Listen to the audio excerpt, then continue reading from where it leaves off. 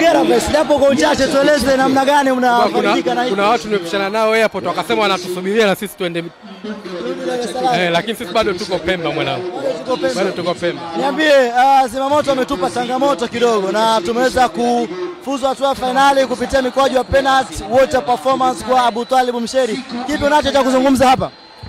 Kwanza niwapongeze Zimamoto, ni timu nzuri, ni timu ambayo inaonekana imejipanga kweli kweli kushiriki mashindano haya, lakini niwapongeze wachezaji wetu na benchi la ufundi kwa kuhakikisha tunalinda heshima ya klabu yetu, na kuwepo Pemba kumeonyesha kwamba tumekuja kwa dhamira gani kutokana na matokeo hayo yanayopatikana leo. Sio matokeo ambayo wengi tungependa tuyapate kwa aina hii, tulitamani kwamba tuyapate katika tuliyoyazoea. Sio matokeo ambayo tumeyazoea, lakini alhamdulillah tumepata kile ambacho tumeandikiwa.